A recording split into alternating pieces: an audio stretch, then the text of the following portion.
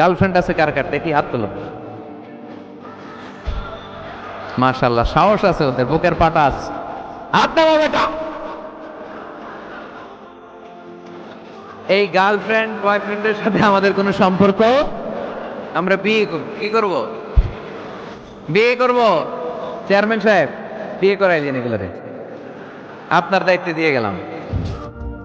এই girlfriend boyfriend এগুলো ইসলামের কালচার নয়। বিয়ের চেয়ে ভালো কাজ পৃথিবীতে হতে পারে? বিয়ে করতে গেলে বাপে বলে আগে নিজের পায়ে দাঁড়া। তো এতদিন ও কার পায়ে দাঁড়াইছে? ছেলে মেয়েদেরকে সাহস দেন, ছেলেও করবে। ওই যে একদিন চিল্লান দিয়ে উঠছে, ওর কমন পড়ছে। কমন পড়ছে, মাশাআল্লাহ। গার্ডিয়ানরা যারা আছেন ওদের দুঃখ কষ্ট একটু বুঝছেন আপনারা, মিলাই দিয়েন ওদেরকে, বিয়ের পিড়িতে বসায় দিয়েন। বিয়েতে কল্যাণ, বিয়েতে বরকত। বিয়ের মতো ভালো কাজ হতে পারে না। সব নবীরা বিয়ে করেছেন। আর নিকাহ মিন সুন্নতি, বিয়ে আমার সুন্নাত। ফামান রাগিবা আন সুন্নতি ফালাইসা মিন্নি, যে আমার সুন্নতকে ভালোবাসে না সে আমার উম্মত হতে পারে। বিয়েটাকে সহজ করে দেন। যেই সমাজে বিয়ে সহজ ওই সমাজে জিনা করতে দেন, তাই না?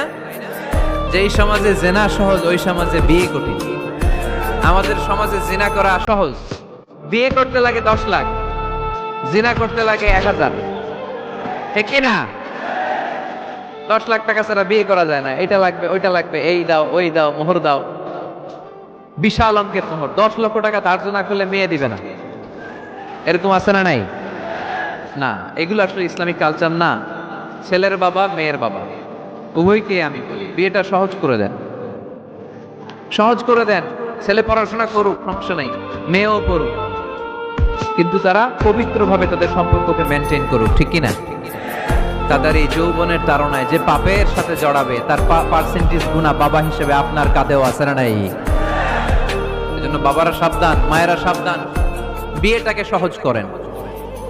এই এলাকার যুব সংঘ যারা আছো, তোমরা একটা ক্যাম্পেইন করবা এই মাহফিলের পরে, টাইমলি ম্যারেজ ক্যাম্পেইন।